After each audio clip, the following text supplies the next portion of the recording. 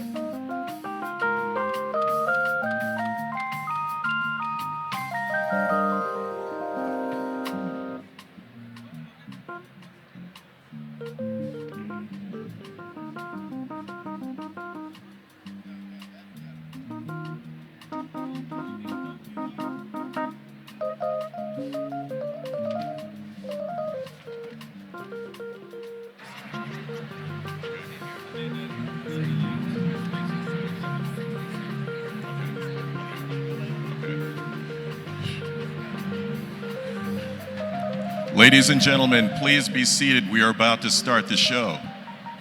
Ladies and gentlemen, please take your seats. Shh. Please take your seats. We are about to start the ceremony.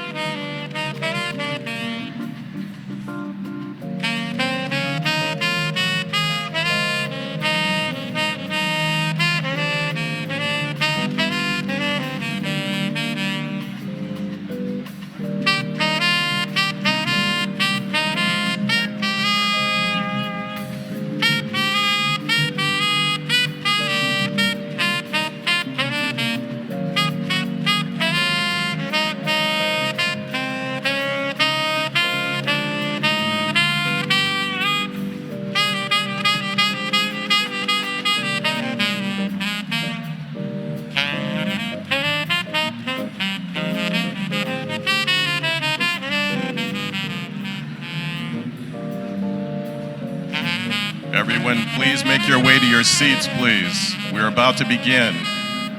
Please make your way to your seats, please.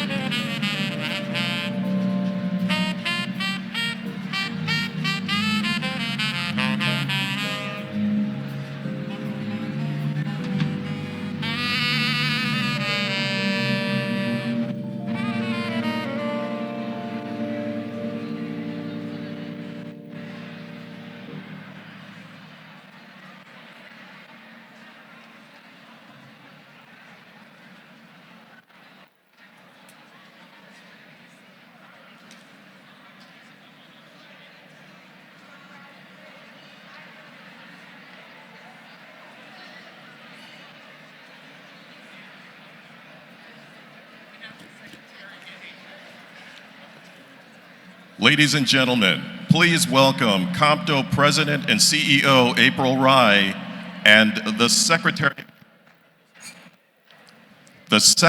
of Transportation, Pete Buttigieg.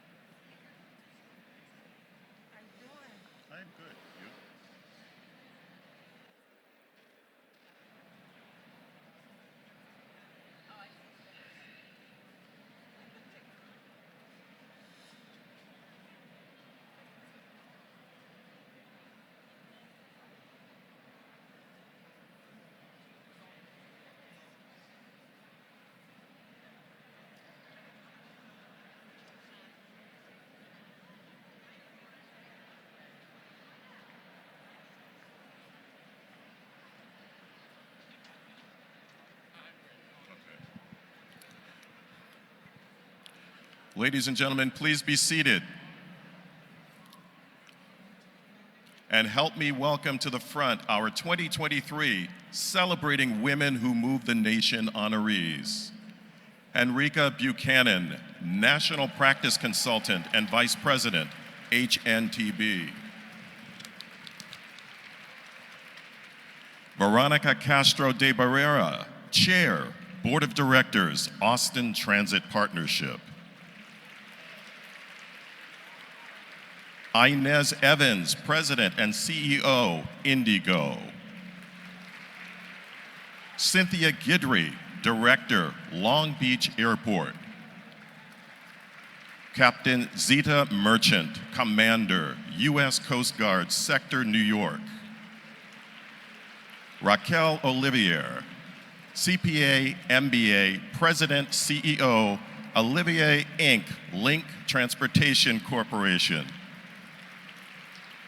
Joanna M. Pinkerton, President, CEO, Central Ohio Transit Authority.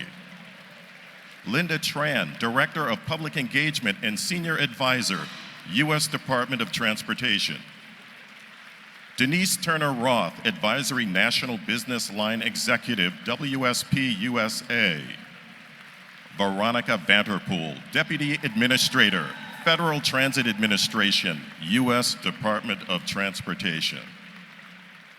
Please welcome to the stage Ms. Tanya Adams, Chair, Board of Directors, COMTO Headquarters, Senior Vice President, Diversity and Inclusion, WSP USA.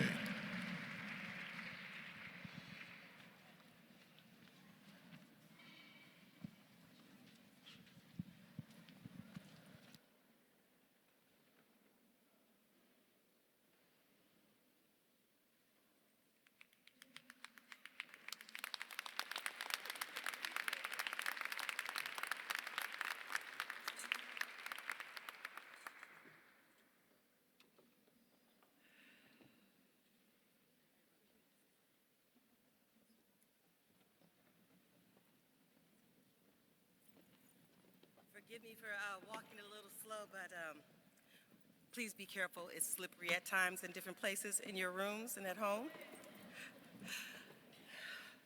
Good morning, everyone. Welcome to our 12th annual Celebrating Women Who Move the Nation Awards breakfast. This morning, we have a privilege of honoring 10 amazing women who are making outstanding, please clap,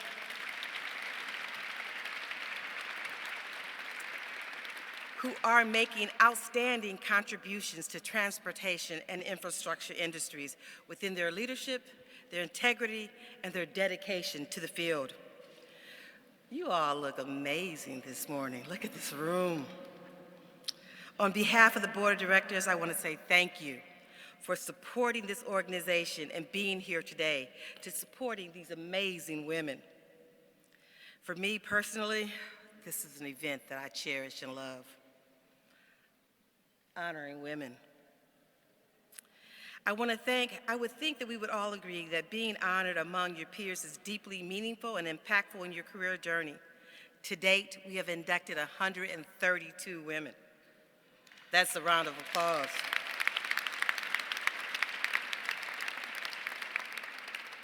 This 12th class of honorees embody the spirit of COMTO. To see the face of leadership across modes reflects the communities we live and serve in. This equity championship often is quiet and tireless and focused on tasks at hand. So it is a true honor to elevate and to celebrate them today. We want to thank everyone who made this possible. First, our industry partners. They are HNTB.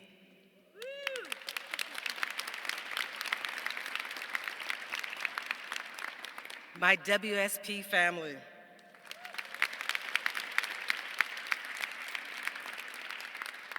AECOM. Where's Freddie? Jacobs. HDR.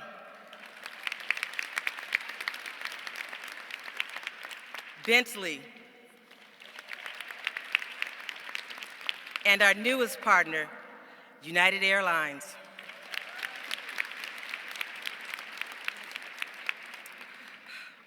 I want to also introduce again our sponsor today, which is HNTB.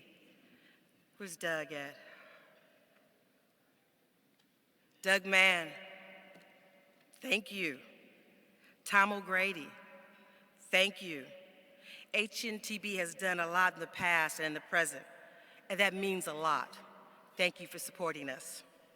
Our gold sponsors, COMTO, Olivier Incorporated, and APTA.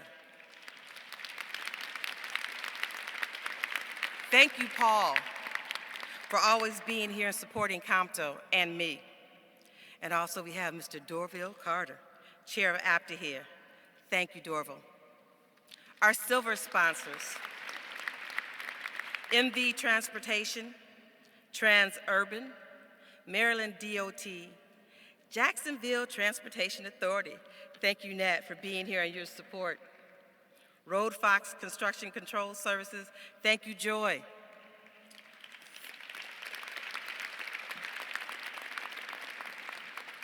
We have our friends of COMTO, Transdev, Vantas. Thank you, Peter Axel, for being here, and TriUnity, and Joni Thomas for being here. We're joined by US DOT leadership here to support their colleagues and to support COMTO. We have our secretary, Pete Buttigieg.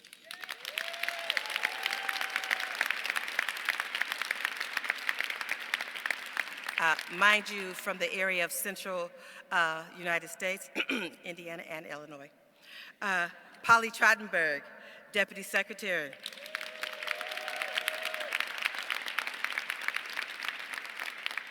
Nuria Fernandez, FTA Administrator.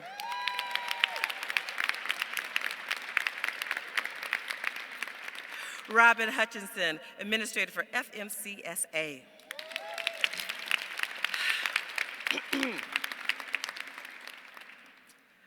One of my mentors and the person who brought me to COMTO, Mr. Brad Mims, Deputy Administrator for FAA. Shanetta Griffin, Associate Administrator for the airports of FAA and a former woman who moved the nation. Jennifer Mitchell, Deputy Administrator for FRA. Woo-hoo. Irene Moran, Director of Office of Civil Rights.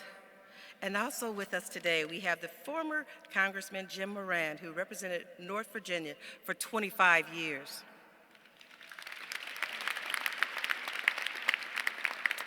Next, I would like to acknowledge and thank my COMTO Board of Directors for being my bedrock.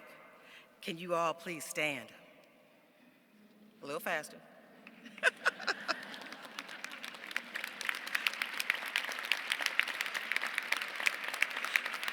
I am truly, truly honored to work alongside of you.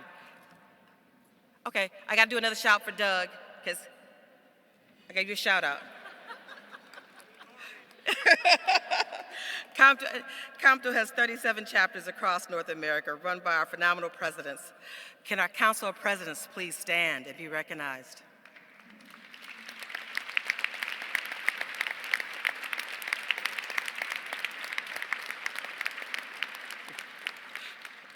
I'd like to thank the Celebrating Women Who Move the Nation Committee for each year helping to find and bring talented women, amazing women of all facets here to this award. Can my committee please stand?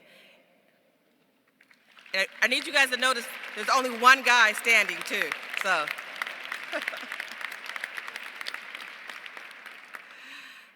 My dedication to these awards are fostered by working alongside amazing committee chairs and also my mentors. Ms. Janet Walker Ford,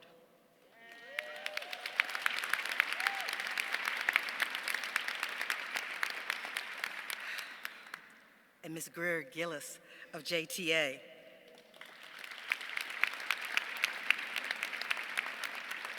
Thank you both for being my mentors and my inspiration.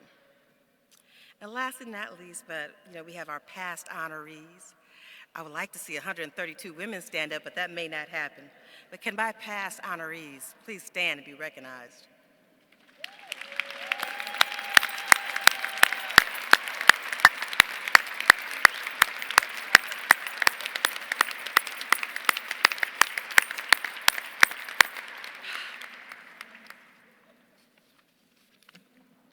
I just thanked HNTB for all that you guys are doing for us. Thank you so much. You know I'm your fan. So I have the pleasure of introducing this amazing woman who's also a past honoree. And she happens to work at HNTB too. Ms. Diana Mendez, Corporate President of Infrastructure and Mobility Equity, to the stage to bring our greetings as our sponsor and to introduce our amazing secretary, Mr. Buttigieg.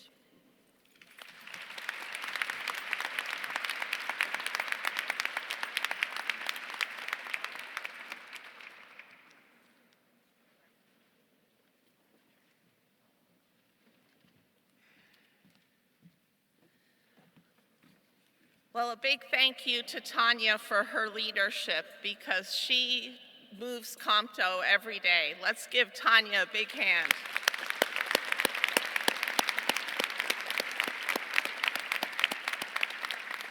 So good morning, everyone. I'm Diana Mendez, Corporate President for Infrastructure and Mobility Equity at HNTB.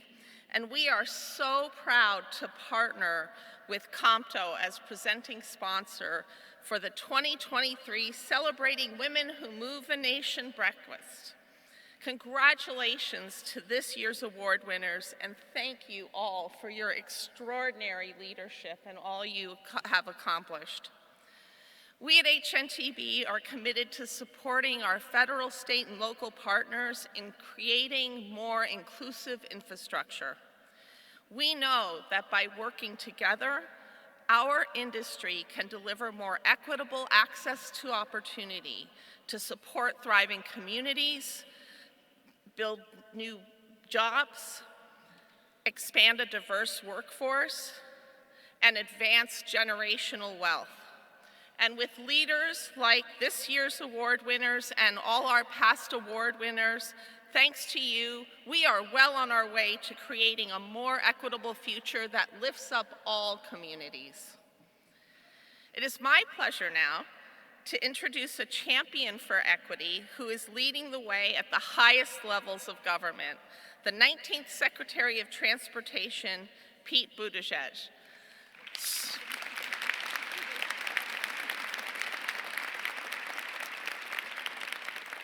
Sworn in on February 3rd, 2021, Secretary Buttigieg is focused on delivering President Biden's vision to create and enable the world's leading transportation system for the American people and the economy. He has been one of the Biden-Harris administration's biggest champions in supporting the development, passage, and implementation of the historic bipartisan infrastructure law, enabling the most significant improvements in U.S. transportation infrastructure in over half a century. Secretary Buttigieg has worked to achieve organizational excellence in the department's operations and to focus the department on 5 policy goals: safety, jobs, equity, climate, and innovation. Under his leadership, USDOT has centered equity as a department-wide strategic priority for the first time, released the first ever Equity Action Plan, and has worked to institutionalize equity across the department's policies and programs. We are so honored to have him here today. Thank you, Secretary Buttigieg, for joining us to celebrate the women who move the nation.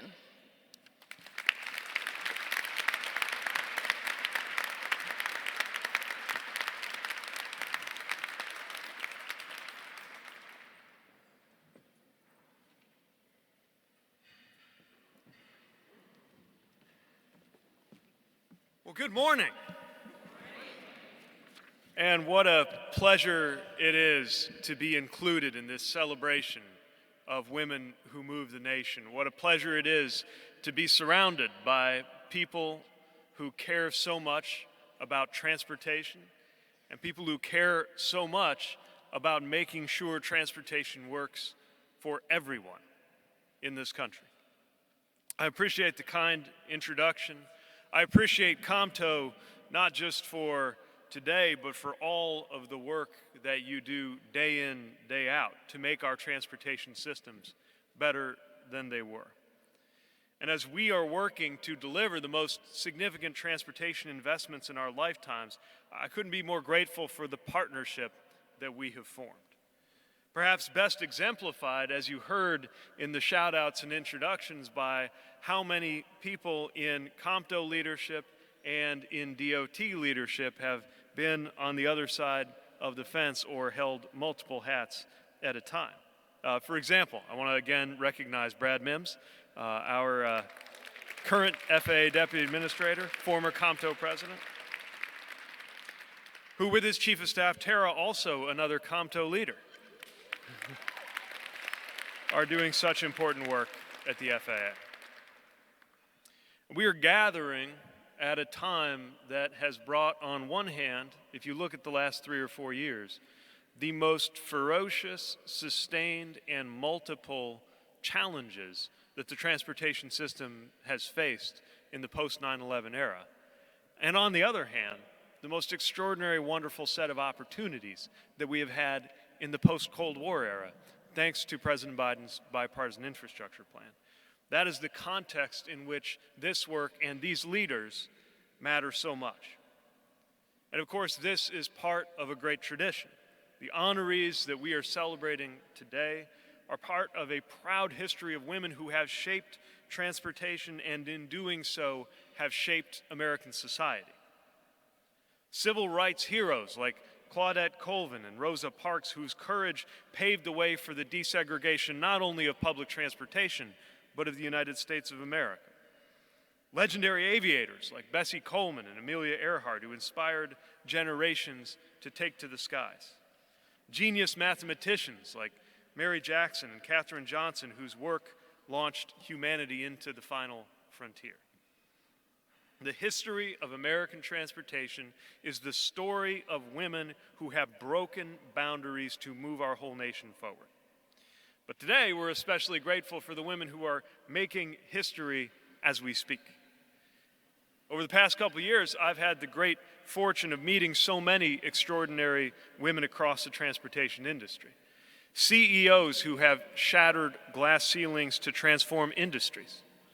Truckers and tradeswomen carving out a space for themselves in vital, historically male-dominated fields. Young cadets at the Merchant Marine Academy, fighting to make the entire maritime profession safer for everyone. And there couldn't be a more important time for this work, because I believe this time right now as we gather will come to be remembered as the beginning of America's infrastructure decade.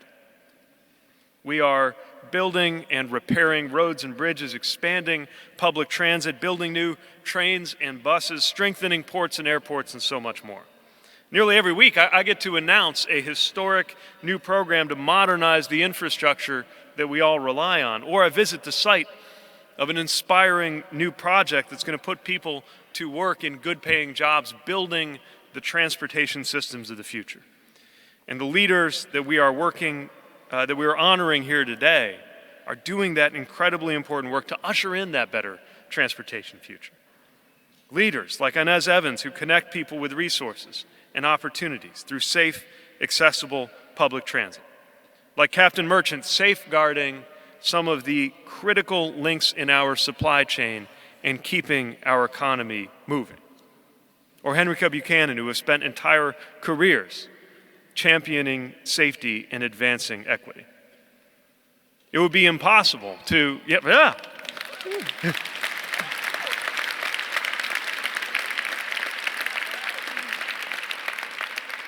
Each one of the 10 women who are being recognized today are doing work that is both honored in moments like this and sometimes will never be seen by some of the people who benefit from it the most. That's the thing about transportation.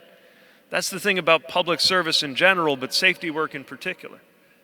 Saving the lives of people who will never know that this work happened because those transportation systems are better. Well, I'd like to dwell on each of their accomplishments. I'm instead going to take a little bit of secretarial privilege and just mention the two who are our colleagues at the Department of Transportation who we're so proud of.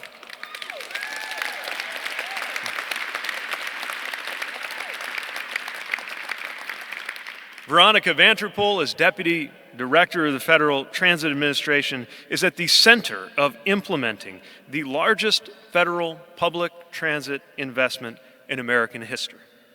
No pressure.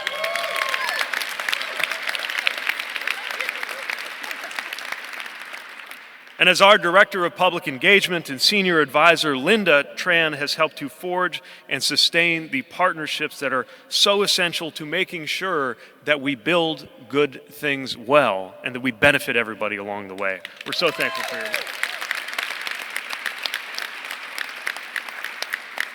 Their passion for this work, like that of the 10 honorees and that of everybody in this room, is contagious. It inspires everybody to come more energized and more focused to our work every day. And of course, they are joining an illustrious group of honorees turned DOT leaders who we are so proud of, including, just to cite a few who were mentioned earlier, our Deputy Secretary, Polly Trottenberg.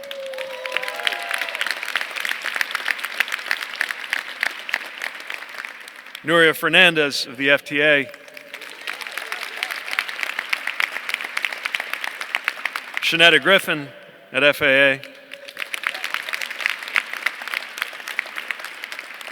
Victoria Wasmer, who guides a budget larger than the GDP of most countries in the world,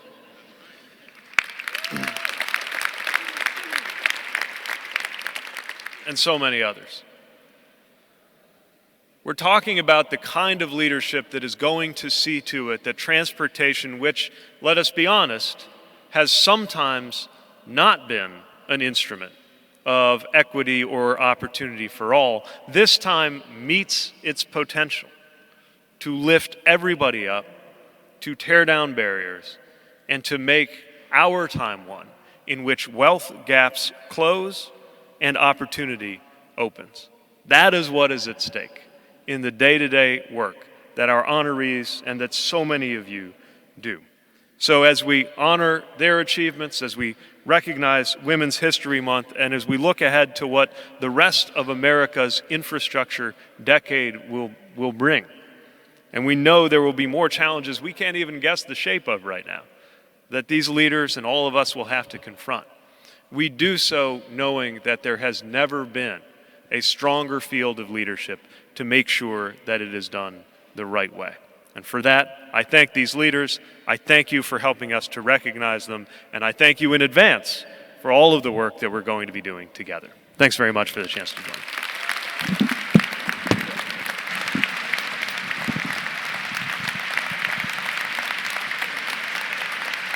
Thank you, Secretary. Our MC for this morning's festivities is no stranger to COMTO. She's been helping us set the stage as Master of Ceremonies for this event since its inception.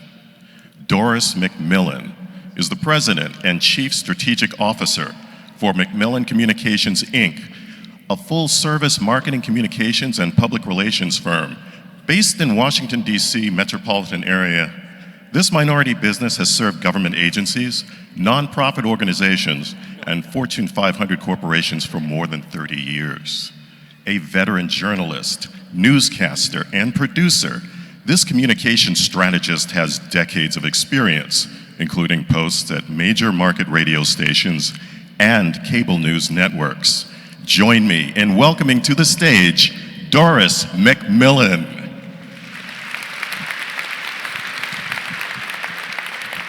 Thank you so much, Frank. We've been sharing this job of speaking for the past 12 years. I remember when Julie Cunningham, former CEO of COMTO, told me, she said, I want to do this event. I said, great idea. I had no idea that it would be as fantastic as it has been this past 12 years. So thank you all. Thank you, Secretary Buttigieg, for being here. Again, congratulations to our wonderful, amazing honorees and to our sponsors. We love you because we couldn't do it without you. And so we thank you for each year that you support this wonderful event. I want to also say thank you to Chair Adams and to President Rye for entrusting me with the opportunity to be in this role. Now, today, when you all walked in, did you all hear some nice music? Yes? Well, let me tell you where that nice music came from. It was the MJS Trio. They are a musical group from West Philadelphia High School under the direction of Brian Van Hook. Love to see our young people. And also joining us is the principal, Ms. Marlon Travis, and the other leadership from West Philadelphia High School. So let's give them another round of applause.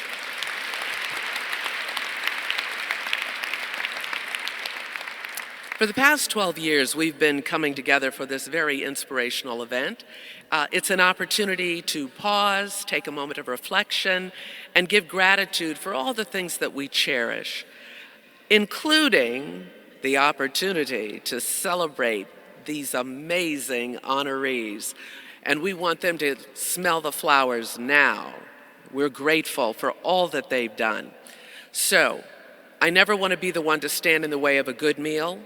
So I'm going to say, let's listen to the MJS Trio, and breakfast is served. Oh, one other thing. You all have bags hanging on your chairs. We have these wonderful programs in the bag. You want to make sure you look at them, and it has the bios and very beautiful pictures of all of our honorees. Enjoy.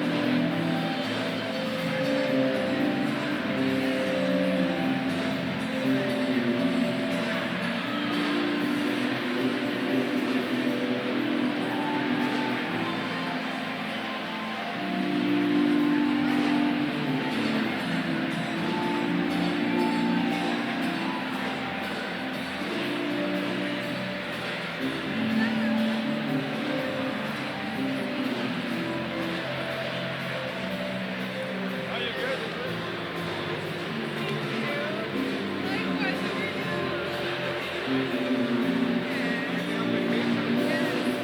you like me back in Washington?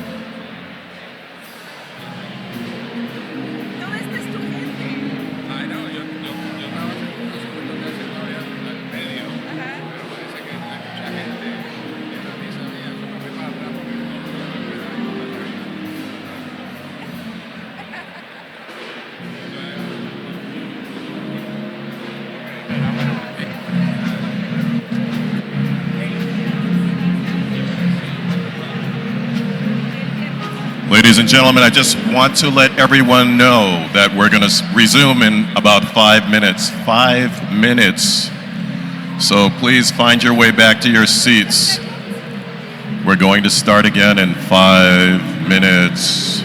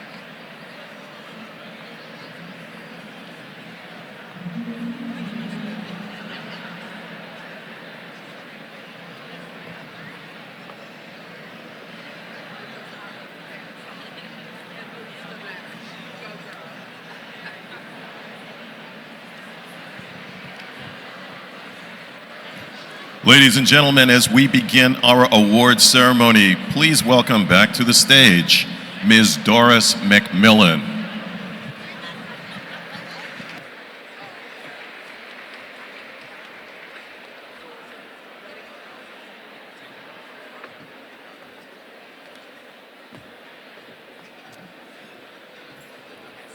Ladies and gentlemen, please take your seats. The program is about to begin. Okay. Honorees, if you are out there, it's time to come back.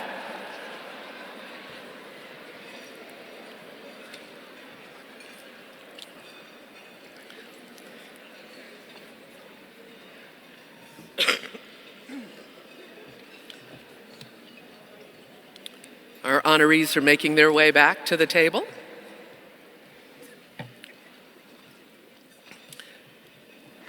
Did you all enjoy your breakfast? I know you were so busy networking. Okay, for those of you who did eat, I always have this little exercise that I ask you all to do because we want absolutely no distractions when our honorees are receiving their awards and making their remarks. So I noticed that there was something green on the plate. Y'all see anything green? Strawberries, peppers. Now, I want you all to look at your neighbor and smile. Big smile. If you see something green between the teeth, you need to tell your neighbor because you know you'll be sitting there thinking, they've got something green between their teeth, and then you won't pay attention to what's going on up here. So, no distractions. All right, finish eating your breakfast, and all my honorees have returned. All right. Our first honoree is a dedicated transportation professional who spent 20 years at the Federal Transit Administration. There she served as the Associate Administrator of Safety and Oversight and the Associate Administrator of Program Management, where she was responsible for administering a $12 billion annual formula and competitive funding program and has oversight of a more than $117 billion in capital investment grant program. Now, as a transportation executive, this honoree uses her expertise to help HNTB's clients across the country and support equitable transportation projects that build thriving communities. A proud alum of Alabama A&M University, all right, she went on to receive her law degree from Georgetown University. Put your fork down, and please help me welcome our private sector honoree, Ms. Henrika Buchanan, National Practice Consultant and Vice President, HNTB.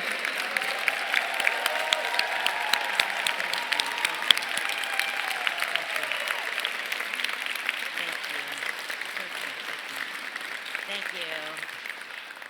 So good morning, everyone. Wow, this is a tremendous honor. I've often sat in the audience and looked up in awe at the women being recognized as women who move the nation. I've had the honor of working directly with many of them, Regine Bebeuf, Ronnie Hakem, Therese McMillan, Jane Williams, Carolyn Flowers, Nuria Fernandez, Polly Trottenberg, and Diana Mendez. I can go on and on. These women are giants of our industry whose leadership has transformed communities across our country through the projects and the policies that they've advanced. So today, I'm extremely humbled to receive this honor and to join their ranks with the remarkable ladies that are my fellow 2023 honorees. So I'd like to thank April Roth for her leadership of COMTO and the COMTO board. I'm so excited about the future of mobility in our country, and I'm excited that COMTO will play a pivotal role in shaping that future and working to ensure diversity within our industry. I firmly believe that we deliver our best when we have diverse project teams that reflect the diversity of our communities. I also want to acknowledge the leadership team at HNTV. And my father told me to thank you all for letting me be a VIP, and that means having vision, being able to take some initiative and help put everything in perspective. So when I walked out on faith and left a long public service career, I had no idea how things would translate. And I want to thank you for allowing me to use my skills and my expertise to assist transit systems, cities, and states across the country. I'm excited every day about the work that we do to connect communities, so thank you. Last but not least, I'd like to thank my friends and family. My niece is a fellow transit professional at the FTA, Destiny Buchanan, and she's here today. And if you know me, you know that I'm the definition of daddy's girl. And so my father, Henry Buchanan, and since I have the mic, stand, sir, stand, is here today. I love you, and I strive every day to make decisions that I hope make you proud. So as I thought about what I wanted to leave you with today, I couldn't help but to reflect of the magnitude of this moment for our industry and our country. A moment where we have more resources than we've ever had before set aside for investments in transportation infrastructure. This is a historic moment, and I can't help but wonder, what impact will we make with those resources? Will we continue to underinvest in disadvantaged and marginalized communities, furthering the divide? Will we ensure that small and historically underutilized businesses are on project teams, and not just on the teams, but delivering substantial parts of the work? My challenge to the industry is that we resist the urge to do the status quo, and that we rise to the challenge of changing how infrastructure projects are planned and delivered in this country. Let's co-create projects with communities across the country that allow those within those communities to benefit from those projects and have access to those good-paying jobs and access to mobility. So we have a chance to provide economic opportunity by delivering projects that transform communities for generations to come. And I would like to implore each of you to seize that moment, and let's deliver on the promise of the resources we received in the infrastructure bill. So again, I want to thank you, COMTO, for this tremendous honor and award, and congratulations again to my fellow honorees. Thank you.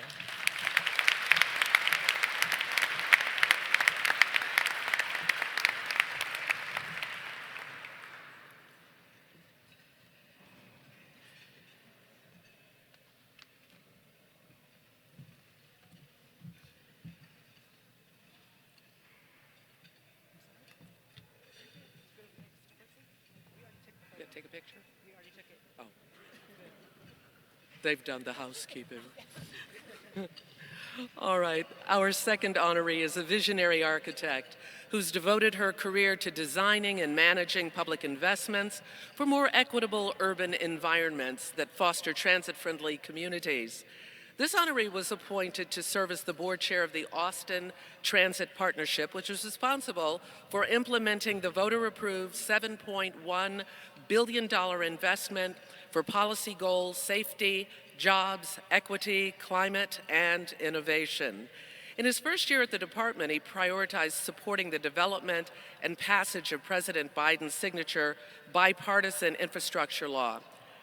Since the law, you know what, excuse me, wrong page. Giving the introduction for someone else. Whoops.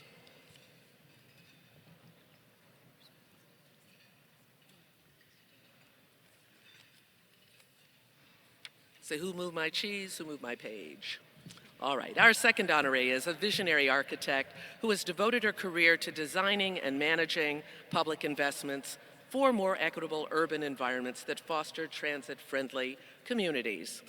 This honoree's family was featured in the book Footprint, which showcased environmental initiatives in 10 cities worldwide and highlighted her family as a positive example of individual efforts to address the effects of climate change. This honoree can be found speaking at conferences throughout the U.S. and Mexico, sharing best practices on how to shape public investments towards more humanizing cities and providing access to opportunities that benefit vulnerable communities. Please help me welcome our public sector honoree, Ms. Veronica Castro de Berrara, Chair, Board of Directors, Austin Transit Partnership.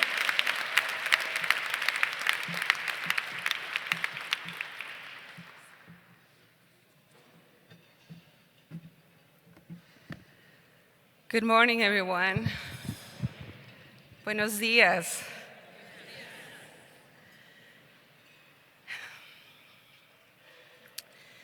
Thank you all for celebrating the role of women in our industry, and to COMTO for bringing us together on this crisp spring morning. I am deeply humbled and inspired to be among my fellow honorees and extend my gratitude and congratulations to all these amazing professionals who are moving our beautiful nation forward.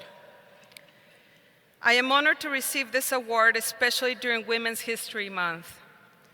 As a Latina woman in the architecture profession, I have seen firsthand the struggles that women face designing the built environment, contributing in the workplace, and leading in the boardrooms. Leading the board of the Austin Transit Partnership, I have a responsibility to ensure our expanded transit system in Austin, Texas, meets the needs of our community in an affordable, scalable, and equitable manner.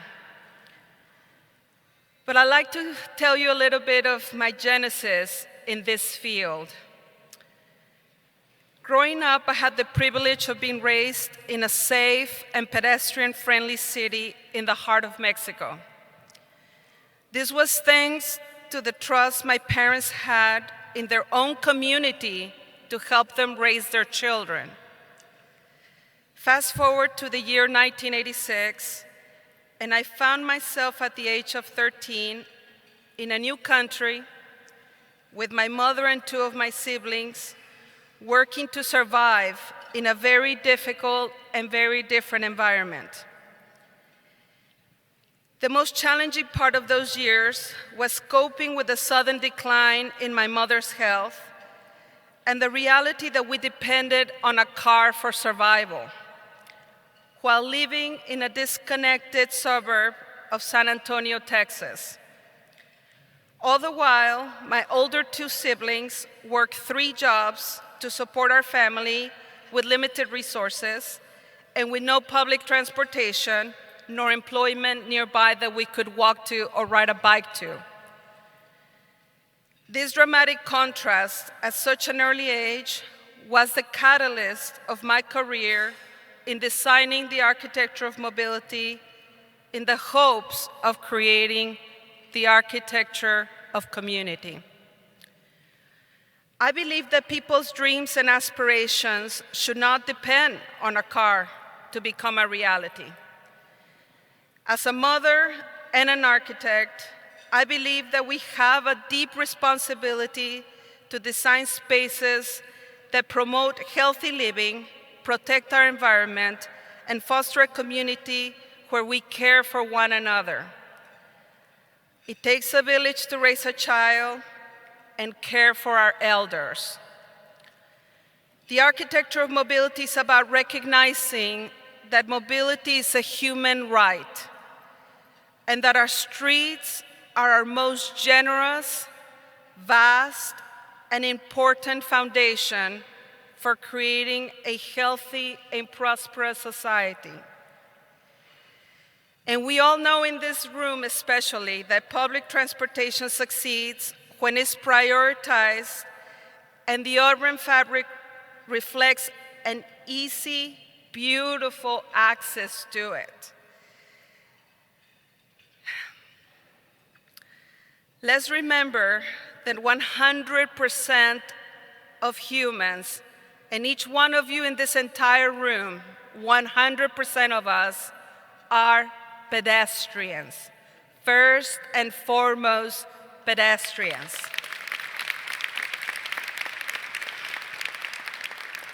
Not everyone drives, but we all walk. And those who have a mobility impairment also benefit the most by shaded, accessible sidewalks. And if you've been in Texas, you know that shade is a very, very good commodity. Let's invest in the most equitable and affordable infrastructure tools in our mobility kit, shaded sidewalks. As women who move the nation, we have a responsibility to address urban growth in a more sustainable manner. We should foster a future that faces the challenges of our changing climate and a future that we will all be proud to bestow to generations to come.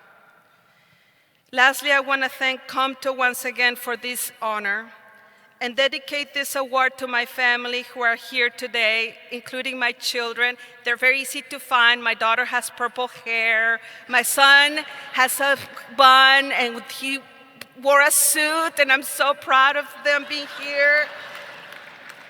To my dear husband, Martin, thank you for your generous heart.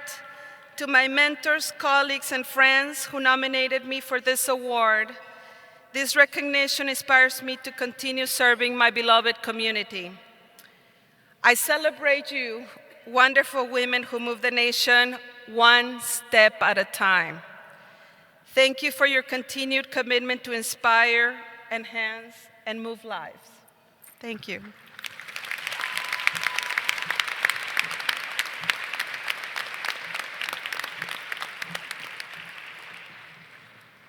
Thank you so much.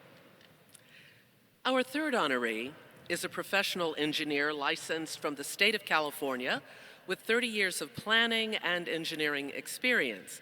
Now, 18 of those years was spent with Los Angeles World Airports as Deputy Executive Director of Planning and Development. This honoree serves as Director of Long Beach Airport, nestled in Southern California's award-winning airport with a unique open-air concourse. This honoree also lives a life of service as a board member for the California Transportation Foundation, LA chapter of WTS, and member of the Airport Minority Advisory Council, or AMAC. She holds an MBA from Pepperdine University and Bachelor of Science degree in Civil Engineering from the University of California at Irvine. Please help me welcome our aviation honoree, Cynthia Guidry, Director, Long Beach Airport. Thank you. Good morning, everyone. So first of all, I want to thank COMTO for this incredible honor. It is indeed humbling to be amongst these amazing women and to see all of you here this morning. I want to also acknowledge the past honorees and for your wonderful commitment and service to the transportation industry. But I come up here really saying just a few words, but certainly want to connect and share a little bit of my journey. Because as I look amongst the dais here, and I know that we all have a story. Many of you have a story. I know that there has been ups and downs, things we believe that maybe we deserved or didn't deserve, challenges, times where we needed to be brave and courageous. But as I stand here before you, I can say that I had no intention of being an airport director. You know, I want to say I was an engineer, but I stumbled into aviation and found out within 6 months how much I loved it. And, you know, my journey was a little bit unique. There really isn't no direct formula or recipe for a successful career. But there are a few things that I must acknowledge really that got me where I am today. And first, it started with the foundation of some amazing parents who really loved me hard and really taught me you be the best at whatever you put your mind to. And I took that and was very grateful for that. I didn't understand it at the time. But as we all know, as you get older and a little bit wiser after you've been through some things, you appreciate some of those life lessons from your parents. But added to that was an incredible support of my family. Many are here today, and thank you for being here. Certainly friends, mentors in the industry, and many fearless leaders of the past. Several were mentioned already.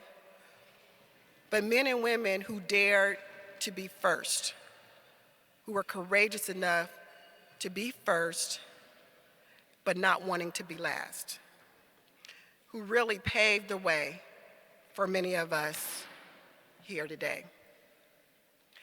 And then for me, I added that, but I had to subtract a lot of negativity, a lot of things that occurs on our journey of life, subtracting out the woulda, coulda, shoulda, subtracting out if I had done this or maybe that, getting rid of all of that and replacing that with a can-do attitude. Multiply that really by the favor and the blessing that I have had and experienced in my life. I am really eternally grateful for. I hope that as I stand in my community as a mother of two young teenage boys, that I hope can move even farther than what I see in our industry today, that would have opportunity more than what we see today.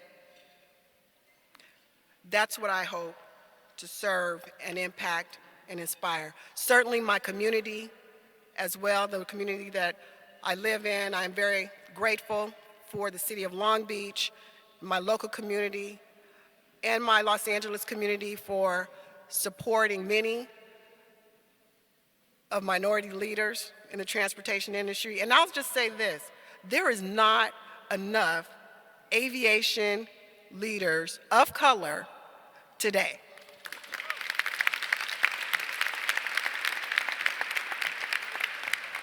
There's still so much work to be done.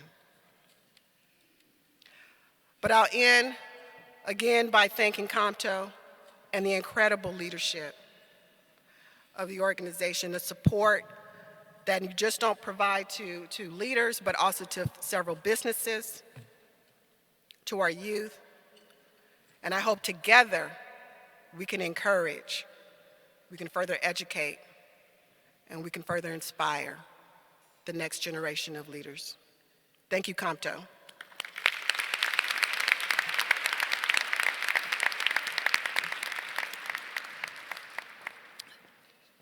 Our fourth honoree assumed command in May 2021 and directs all Coast Guard missions in the Port of New York and New Jersey.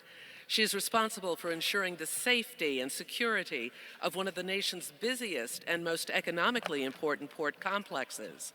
It spans 6,000 square miles, with waterways moving hundreds of billions of dollars in cargo and tens of millions of passengers annually. With over 25 years of active duty service, this honoree is a recognized authority in maritime safety, security, and crisis management. She holds a doctorate of business administration and Master of Quality Systems Management from the National Graduate School at New England Institute of Business. In addition, she has a Master of Public Administration from George Washington University and a Bachelor of Science in Biology from Tougaloo College. This honoree is a graduate of the Harvard Kennedy School of Government's Executive Education Leadership's Homeland Security course and a Massachusetts Institute of Technology seminar National Security and Foreign Affairs Fellow. Please help me welcome our maritime honoree, Captain Zita Merchant, Commander, U.S. Coast Guard, New York.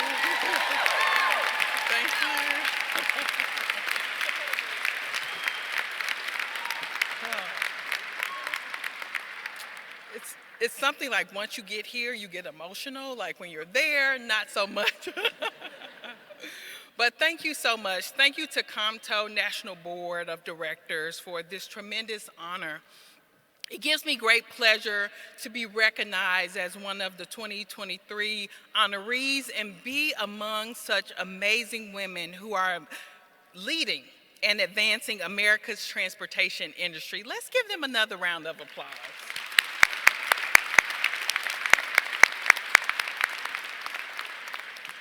I'll be remiss if I didn't give a shout out to our DOT leadership. Thank you so much for being here. Little known fact, the Coast Guard was a part of the Department of Transportation before we were a part of the Department of Homeland Security. Thank you so much for being here and thank you so much for your support. Also want to give a shout out to my Coast Guard family that is in the back. Yes.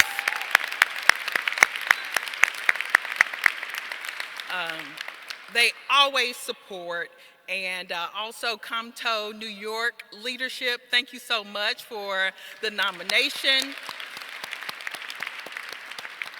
and also the Organization of Black Maritime Graduates. They are here representing an important organization that continues to make sure minorities are continues to be in the maritime community. And one thing I would like to do is, thank you, yes, they are here, and give them a hand. And one thing I would like to do is actually dedicate this award to a true hero and superwoman, and that's my grandmother, Lucinda Bell, who became an ancestor 4 days ago at the impressive age of 97. Yes.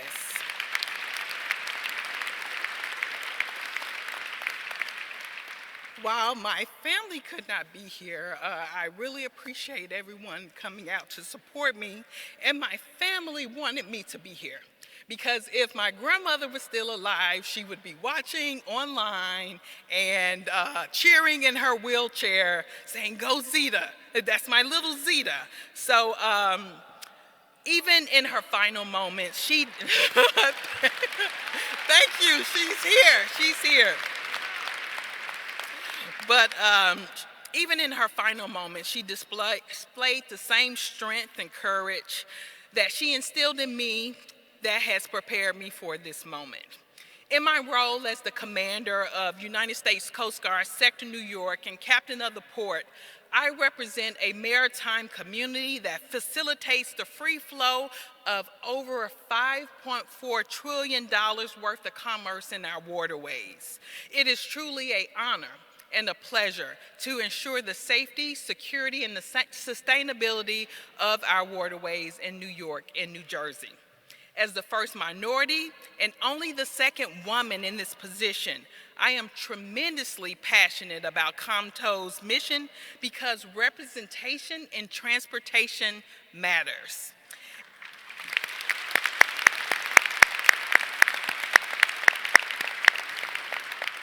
And it definitely matters in the maritime industry where less than 2% of women are represented, and even less than that in leadership.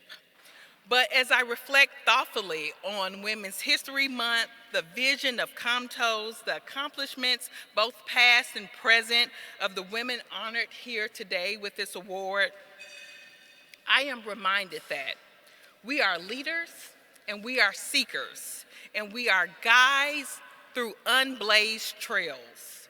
We are risk takers and decision makers who fight every day to balance the scales. We are CEOs and directors and the inspiration to our teams. We are innovators and barrier breakers and the fulfillment of little girls' dreams. We lean forward with our mission, our people, and our partnerships are our pride. We are the heart and soul of our organizations. We are diversity personified. We are our ancestors' wildest dreams, vision of the future realized. We are COMTO. We inspire transformation. We inspire innovation. We are proudly women who move the nation. Thank you so much.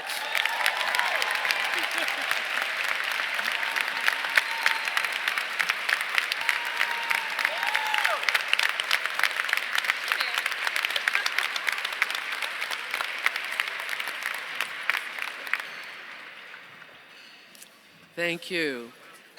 Our fifth honoree is a native Houstonian whose career spans 3 decades.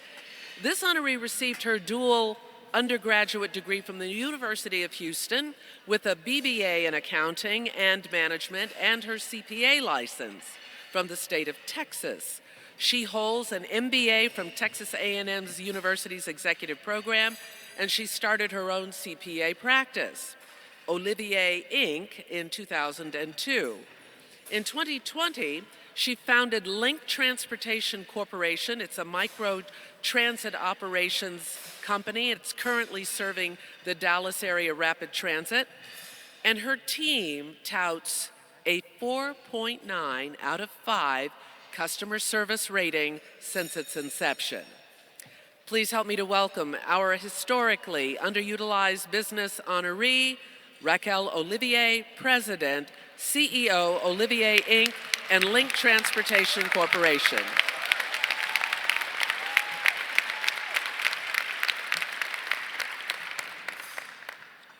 Starting the time, so I won't go over. Good morning, COMTO. Good morning, everyone in the room. First, I want to thank God. And second, I want to thank all of you. As a historically underutilized business owner, there are a lot of challenges, but all of you have contributed to my journey. You all have welcomed me. You all have helped me directly or indirectly, whether it was a smile, whether it was encouragement, whether there were the programs that you all have established. And please know, being a small minority business owner, there was no roadmap for me.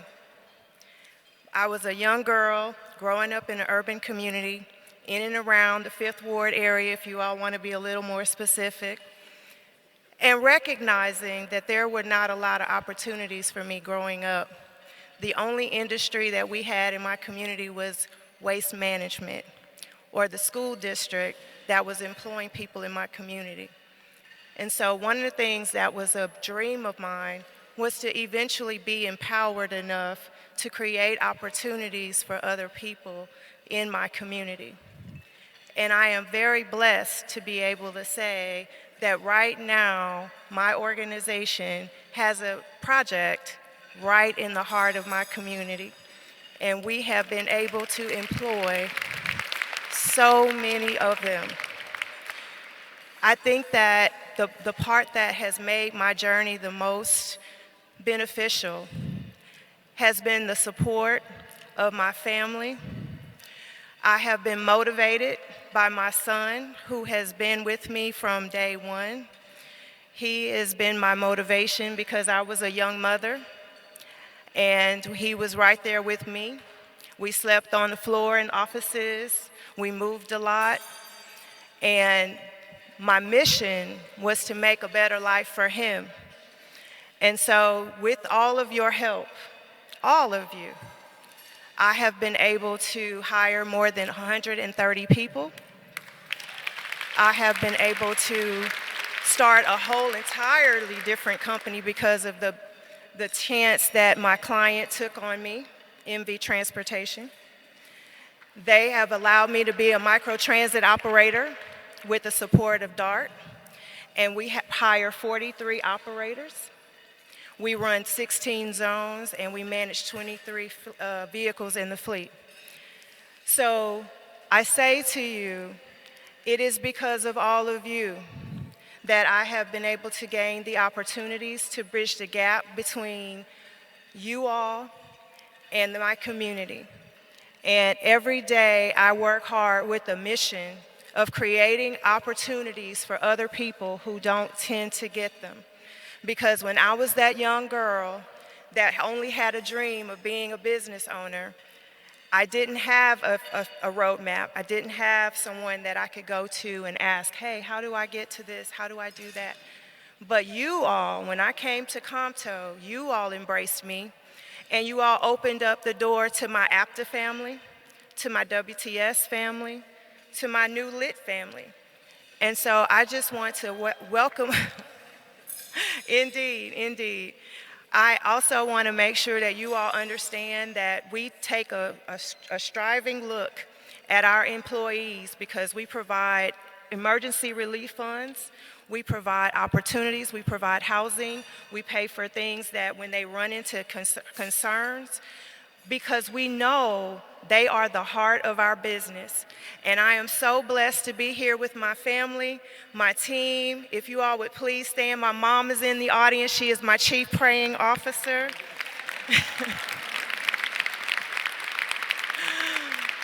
Thank you all so very much. And of course, I have to acknowledge these beautiful and strong and smart and empowering women on the stage. It is an amazing group of women to be a part of this Women Who Move the Nation Award. So thank you all so very much. Safe travels home. And remember, to create opportunities, the best way to do that is to use a small minority-owned business.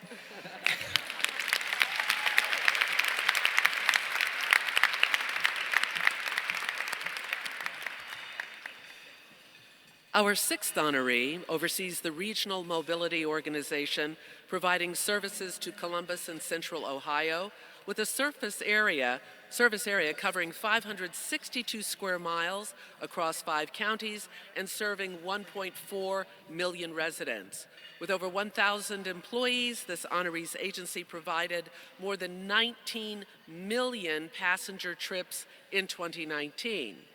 She has more than 20 years in the engineering and transportation industries with leadership roles at The Ohio State University and the Ohio Department of Transportation.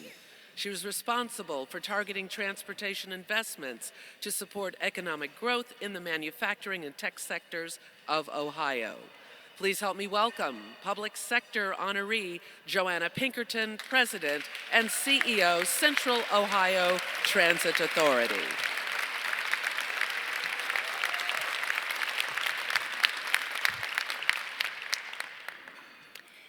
Good morning. You're halfway through. You're doing great. Thank you for supporting us. What a pleasure to be here in this room.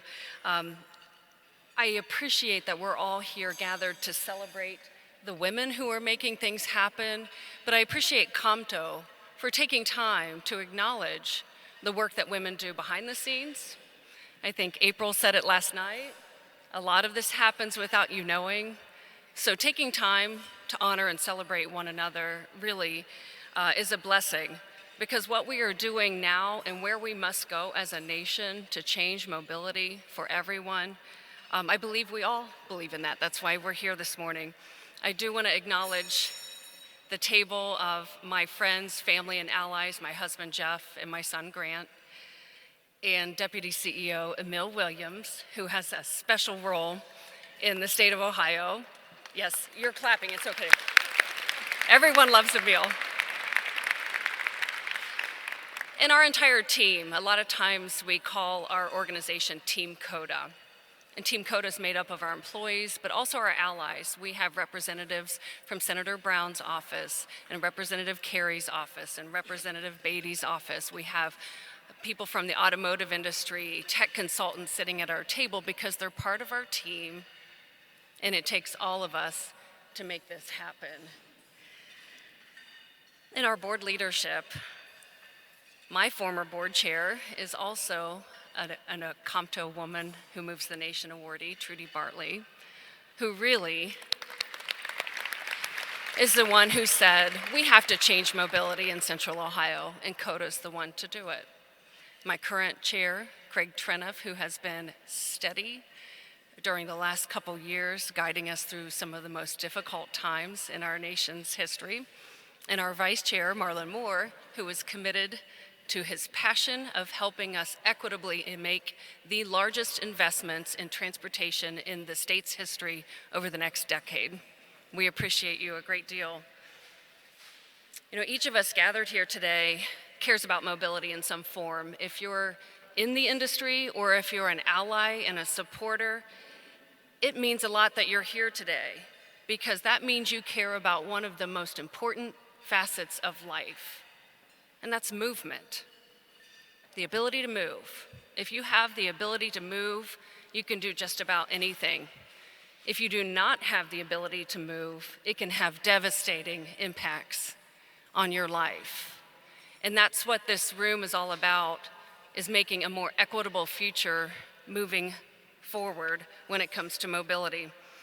And I've always believed that we needed more diversity at the table, but let me tell you something, I'm an engineer. I think you decide the size of the table. You don't wait for an invitation. And it is up to each of us to say the table needs to be bigger, the table needs to look different, the table needs to be more inclusive. We need diversity of thought, we need women, we need people of color, because as we look at things as a whole and as a system, we'll get it right. We'll do better when we retool our existing investments. And at CODA, I'm really honored to have a team of people who support me and who believe in that, and we're actually putting it into action. More than 65% of our employees are minority, 35% are women. And you heard 2% in the maritime industry, 2%. But nationally, transportation is still only 15% women. So even if you're not an engineer, let me do some math for you. 52% of this nation is female. 15% in leadership positions and working in the transportation industry. So people are making decisions that may not work for the people they serve. So it's really important for us to be together in forums like this and talk about it so that we can make sure the next investment is done right. Sometimes I take a little heat because 60% of our leadership team is women at COTA. Sometimes I take a little heat that at the director and executive level at COTA, we are 50% diverse when it comes to ethnicity, gender, and orientation. And I'm okay with that.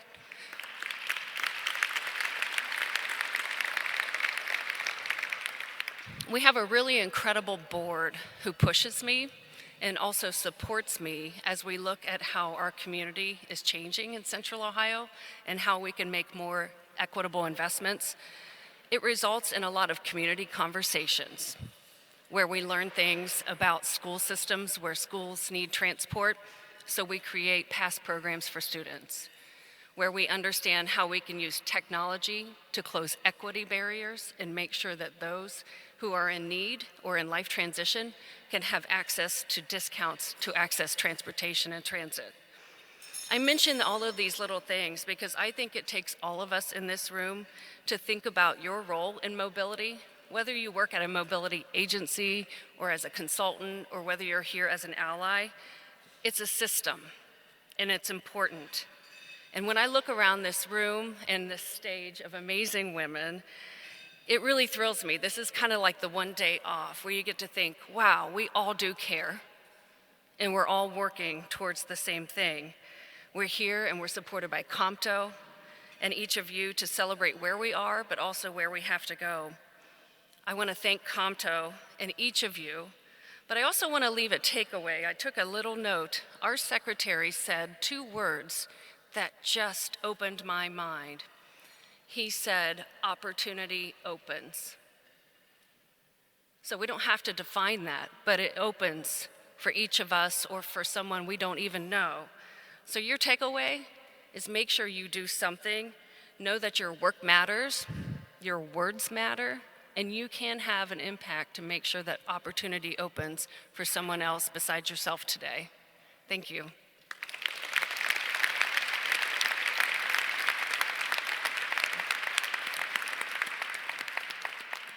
I think the former Congresswoman Shirley Chisholm said, ladies, if you don't have a seat at the table, bring a folding chair. Thank you.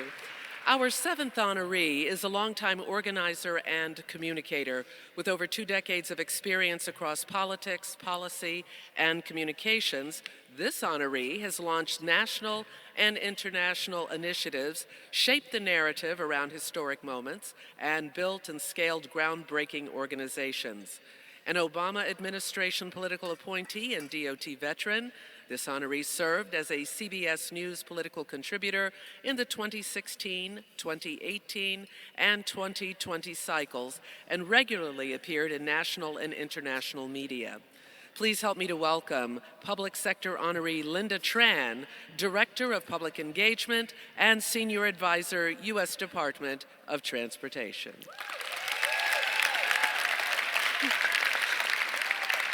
Good morning. Good morning.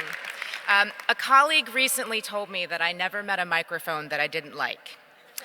I think he meant it as a compliment, and no, it was not Secretary Pete.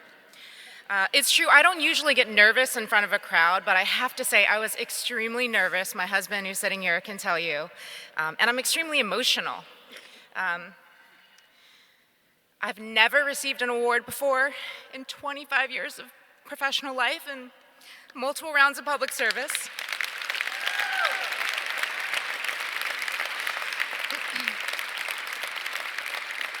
But Tanya told me I was going to be among friends, and here you are.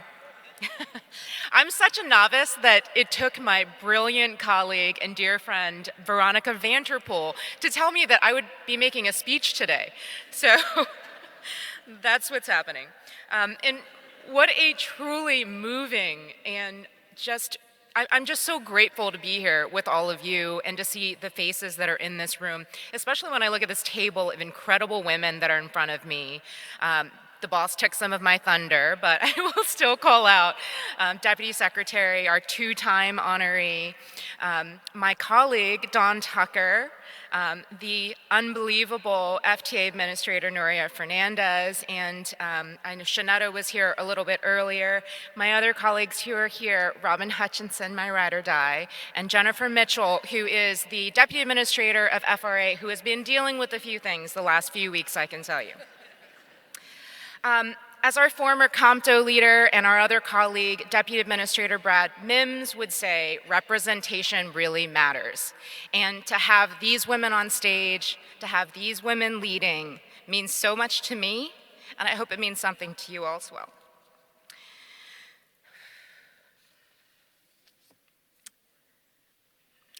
Friends, I'm looking at a room of often unsung heroes. You know, the Secretary always says that if we do our jobs right in the realm of transportation, nobody notices because they're going about their lives, they're getting to their jobs, they're taking their kids to school and to activities, and they're doing so safely. It's a transportation system that we all rely on, but it's this landscape of leaders who run it, and I'm just so inspired by all of you, and it's a blessing to work alongside everybody. This second turn of federal service for me has been especially meaningful. I was candidly living a kind of fabulous life, and I hadn't decided that I was going to return to the administration. But I would have counted myself among the individuals who were feeling somewhat disillusioned about the direction our country was going in and the responsibility that we all as individuals have to make sure that we are creating opportunity and making the transportation system more equitable and accessible for all. And so the past 2 years has really been a salve for the soul. To be surrounded by so much talent and passion and vision, I will forever be grateful to the Secretary for wooing me back. And on top of that, talent, to have this incredible set of resources available to the department, whether we're talking about the Infrastructure Investment and Jobs Act or the Inflation Reduction Act or ARP before it, we're talking about 5x or 7x the budget that has ever flowed through DOT. So we are tired, but we are grateful, and we're grateful to be in the room with all of you. It's really never been a better time to serve the American people. My 3 minutes are up, but before I relinquish the microphone, I want to recognize the one person who makes all of this possible, and this is where I will really start bawling. That's my husband, Mike, who's sitting right here in the front. He started this crazy ride with me more than 2 decades ago when I would jet off to Houston to organize janitors every day, basically, for 2 years. He allowed me to move all the way to Richmond to work for Governor Kane and see him one day every 14 days. He's my partner, my cheerleader, the best dad in the world to 3 beautiful babies who would be here, except for then Mike would be running around chasing them instead of listening to me speak. I'm deeply grateful for this award. Thank you so much to COMTO. I'm so proud to be standing up here with these women. I'm so inspired. Thank you.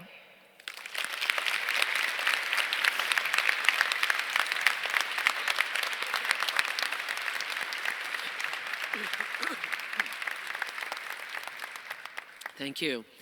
Our 8th honoree is the first woman and first African-American woman to lead a business line at WSP USA.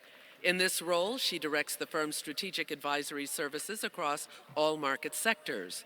With over 20 years of public service, this honoree has held leadership positions at the federal and local government levels, including leading the General Service Administration as an Obama appointee. In this role, she led a workforce of 12,000 full-time employees and oversaw a budget of $27 billion. She is a bold leader committed to infrastructure being developed with a holistic approach and not in a silo. Please help me welcome private sector honoree Denise Turner Roth, Advisory National Business Line Executive, WSP USA.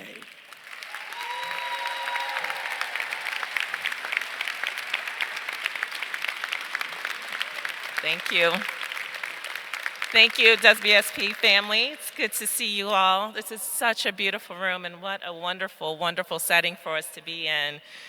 I do want, goodness, I want to thank COMTO and the nominating committee for this opportunity.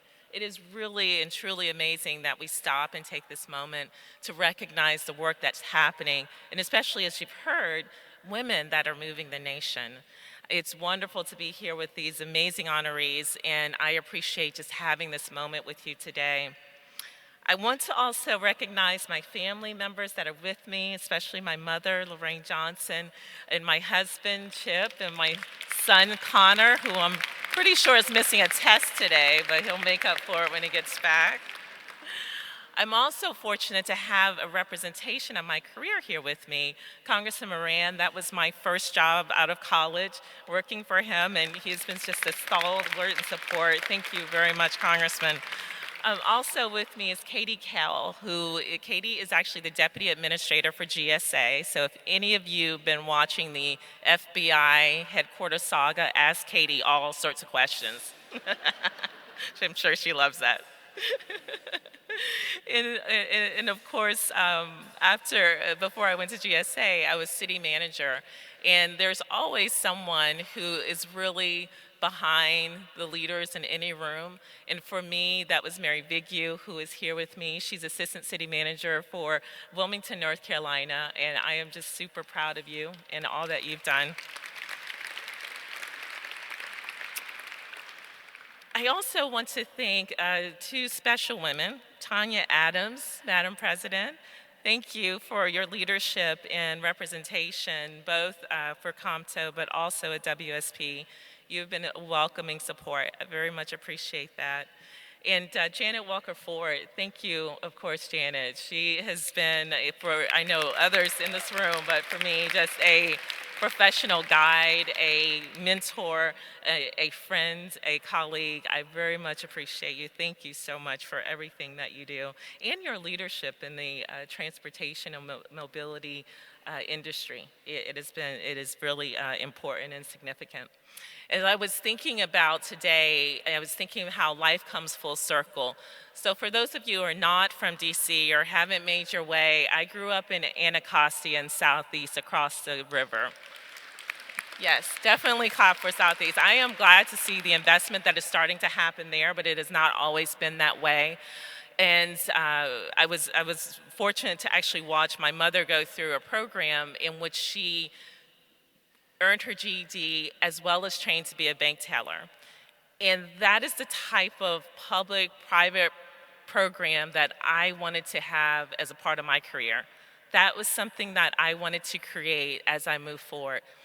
But the reality is, accessing the things that helped me dream and gave me access to education and created opportunity as well as gave me access would not have happened without transit and without the metro system and without transportation overall. It is so important. Thank you for doing that, because the reality is that the things that we do every day, and as we talk about and think about equity in transportation and in infrastructure, it is real people who are impacted on the other side. The opportunities that we are creating for those we will never meet can never be overstated. To be able to stand before you today and have led the federal agency and have spent time briefing presidents of the United States and meeting with heads of states, having those opportunities started with me being able to get on that bus and for it to be there and to be available for me. So as you're thinking about what you're doing and the time that you're spending and those who are around you, understand and know that there are people at the other side of that system who are relying on the thoughts and ideas that you have every day. And representation is important because that's representation of our country and making sure that we have the voices at the table that is going to understand the impacts from all sorts of perspectives is very essential. I know that I'm speaking to a room that understands that and knows the importance of what I'm saying, but this is my moment to be able to share with you and to thank you, because I know that there are those in this room here who have been a part of creating opportunities for me. I have been very fortunate and I'm very proud of the achievements I have made. But the reality is we are not done. We're not done as women. We're not done as people of color. We are not done as a people invested in what is next in our future. So I ask you to stand with me and take the charge.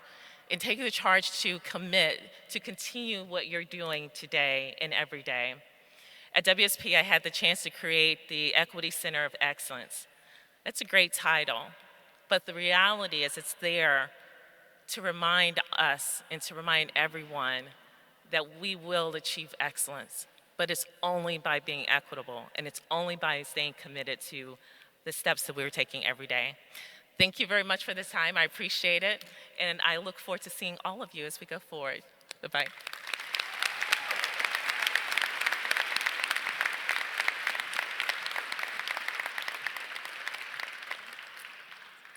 Our ninth honoree was appointed Deputy Administrator of the Federal Transit Administration in May of 2022 after serving as Senior Advisor to the Administrator since August 2021.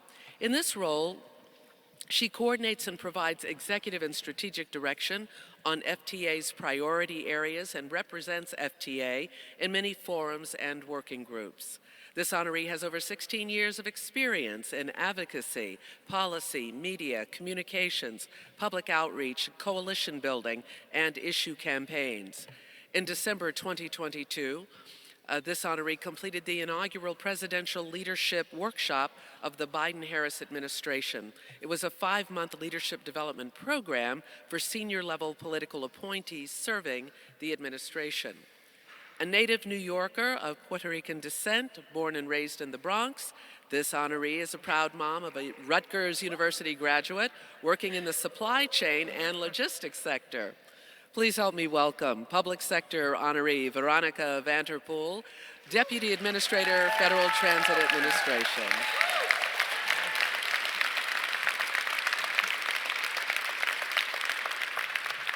Good morning. Thank you. Buenos dias. I want to start by thanking April and Tanya and the COMTO Board of Directors and the Selection Committee for this wonderful honor to be with these phenomenal women on stage and to be amongst all of you, this community of people who care so deeply about this work. There are 132 women who move the nation. You heard Tanya mention that in her opening remarks.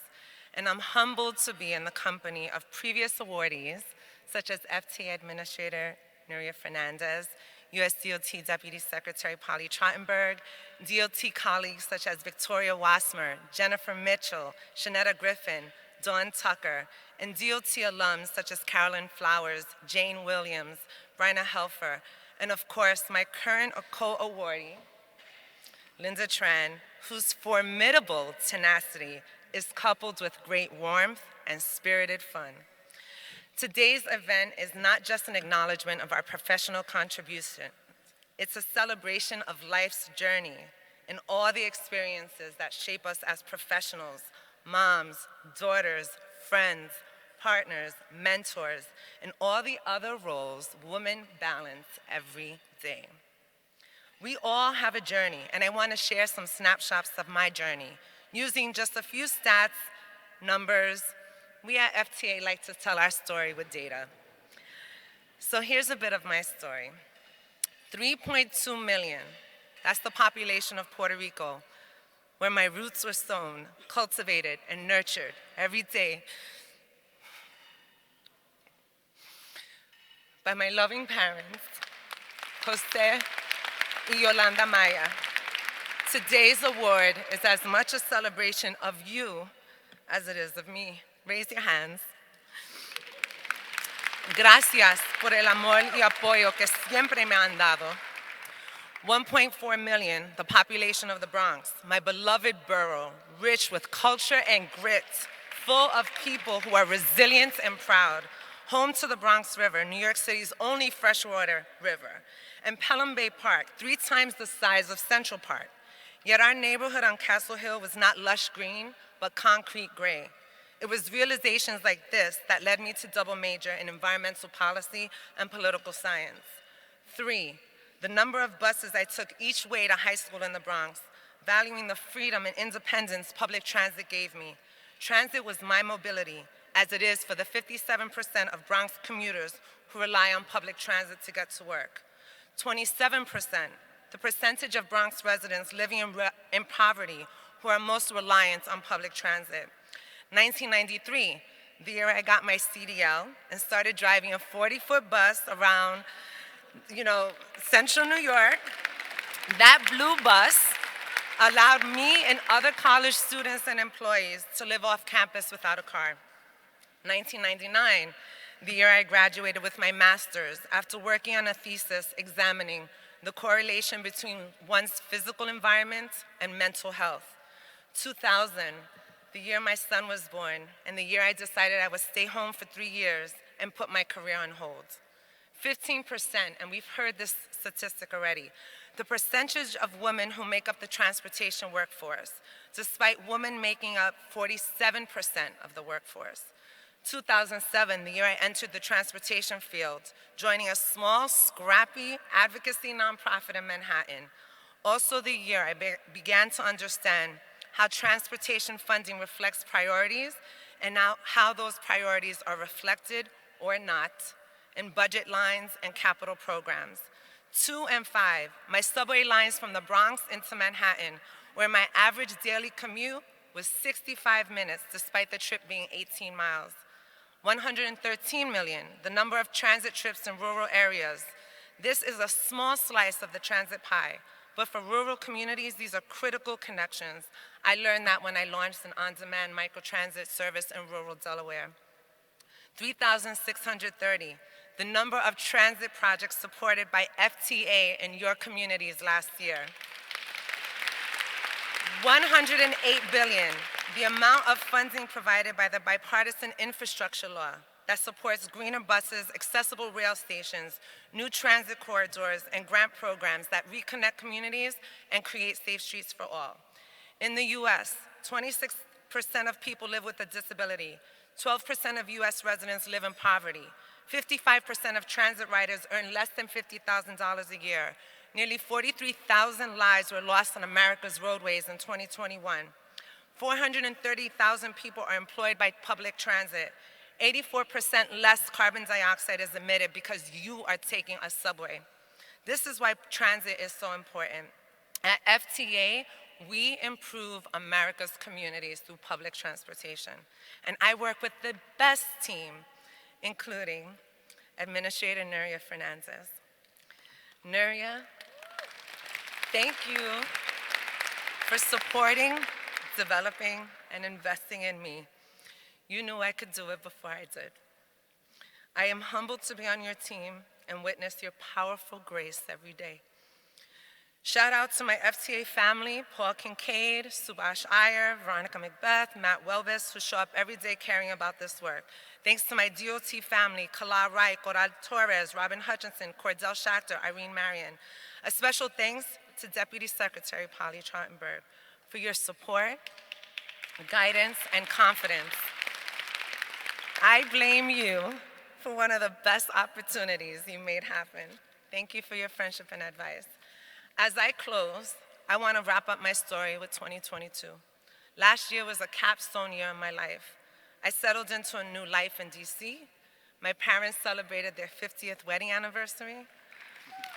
My son graduated from Rutgers University. He got a job in his field. He moved out and he's paying all his bills. I became deputy administrator at FTA, and I was awarded this wonderful honor. But it was also a very, very tough year.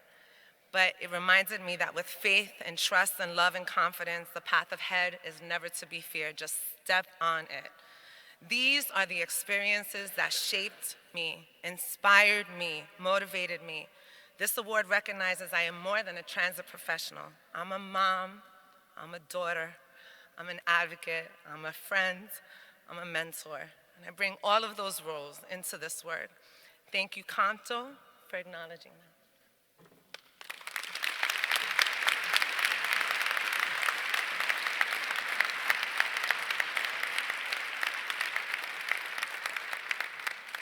Our 10th and final honoree was selected as Indigo's president and CEO in summer 2019, becoming the first Black woman to serve in this role for the agency. With oversight of more than 800 employees and a fleet of more than 280 vehicles, the honoree's agency averages over 5 million trips annually and 9 million pre-COVID. In 2022, this honoree was named Women's Transportation Seminar Woman of the Year and currently serves as a member of the WTS Board of Directors.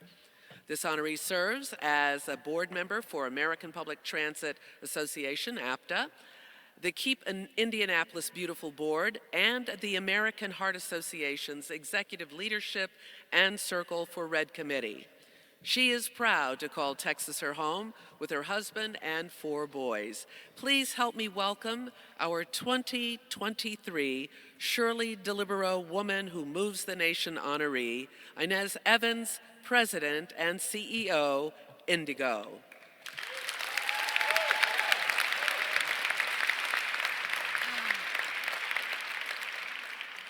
Wow. Good morning. Thank you, COMTO leadership, April and Tanya, to the board of COMTO and the nomination committee. I am more than humbled today and honored to receive COMTO's 2023 Celebrating Women Who Move the Nation Award in recognition of my professional achievements and leadership in transit. The real thrill is standing here with this year's other honorees and following in the steps of the 132 women who came before me. But there are 2 I would just like to point out.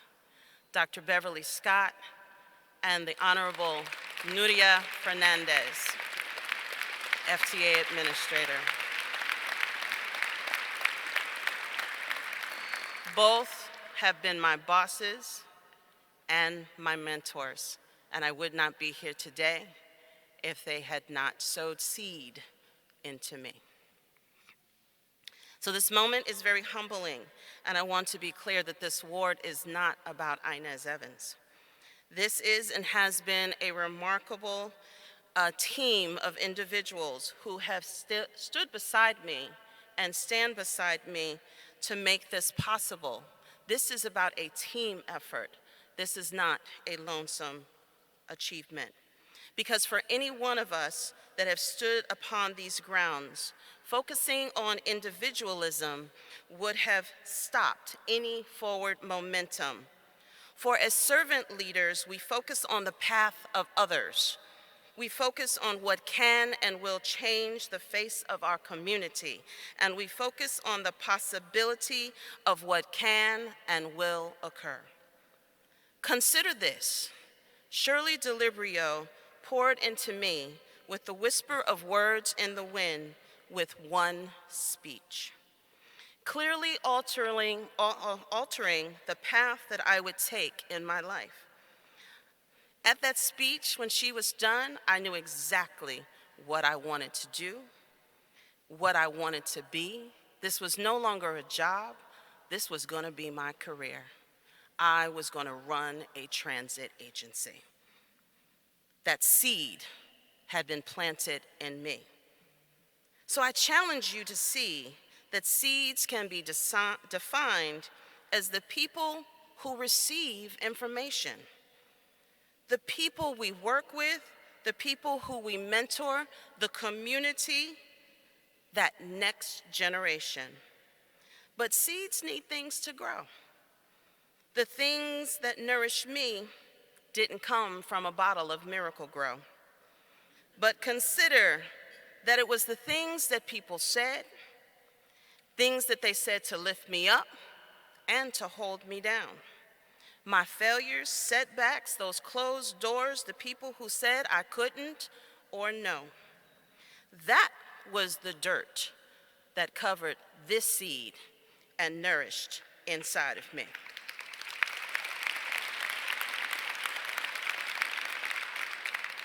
As women, we go through biases, closed doors, naysayers, knock down walls, and be the breaker of ceilings. All of it. Simply because that is the dirt that covers all of our seeds. But that is also the dirt that propels us forward. Many don't realize that we have to go through something to get to something. So don't be trapped beneath that dirt, ladies. Push straight through it. My question to all of you is, what seeds have you sown? Who have you poured into? And what gardens have you planted or cultivated? As Women Who Move the Nation honorees, I encourage others to nurture thyself. Stay enlightened to your voice, your worth, and your value. Don't be polarized, but yet energized. Don't be diminished, but yet amplified. Change the narrative and rewrite that sentence and cultivate your own story. I have accepted my role in my garden and will continue to cultivate and pour into those around me. I challenge you to consider, who are you cultivating in your garden? The gardens we produce are our true legacy. I am a legacy of Shirley DeLibrio, Dr. Beverly Scott, and Nuria Fernandez. And it's how we truly keep transit moving forward and creating that next trailblazer. Thank you for this award, and thank you, Lord.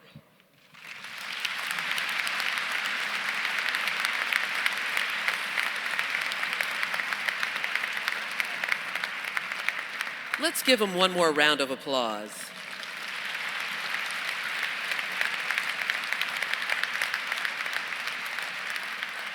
I'd like to say, as we get ready to close, and we'll have April Rye come up, I have been working with COMTO for a bazillion years. And in this particular instance, this event, the past 12 from its inception, and I've seen the value in membership and being a part of a really wonderful organization. And so if you are a transportation professional and you are not a member of COMTO, I'm not going to shame you this morning, but I'm just going to say join. Go to comto.org and hit the membership button and become a part of this fabulous, amazing family. Have a wonderful day. Please give another round of applause for our 12th class of Women Who Move the Nation.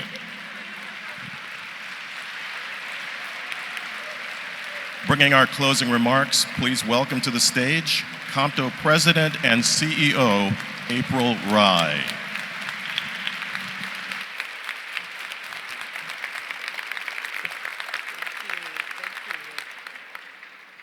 So how amazing was that?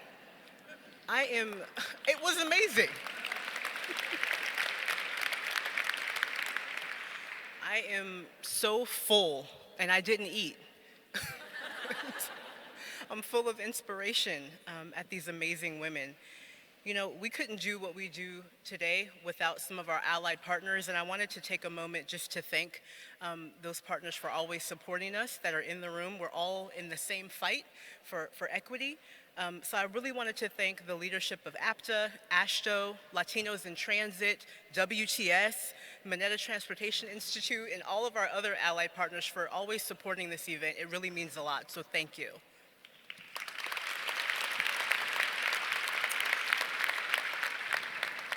Also, moving this COMTO mission forward is a big job, and we can't do anything without an amazing staff. So I want to take a moment to recognize our staff. They're standing over here. Thank you so much for all of your work, COMTO staff.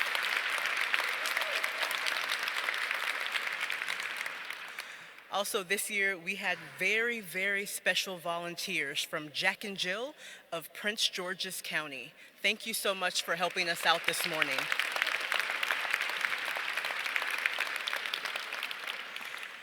So as you all have heard, this month we're celebrating women's history and their many contributions to our society. And we're so thrilled and honored to hold this year's event here at the Smithsonian National Portrait Gallery. Did you guys like this venue?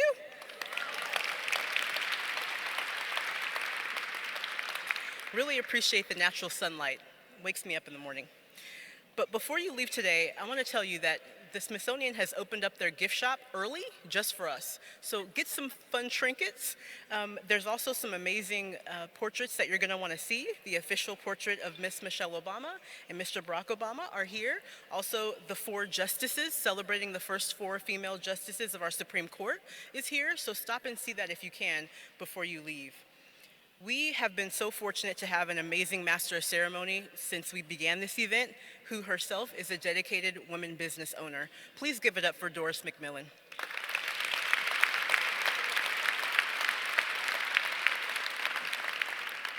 And our celebration would not be complete without our voice of COMTO, Mr. Frank Oglesby. Please give it up for Frank.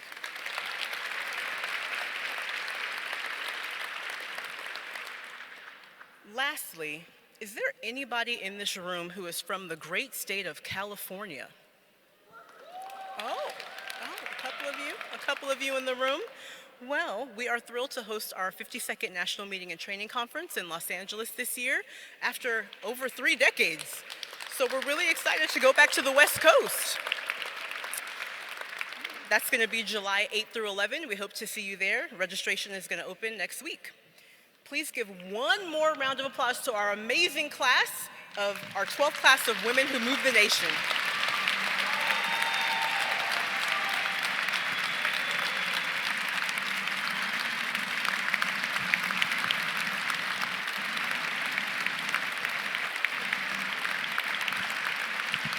Thank you so much and enjoy the rest of your day. Thank you all so much for attending. Please visit the galleries and museum shop on your way out. See you in Los Angeles this July.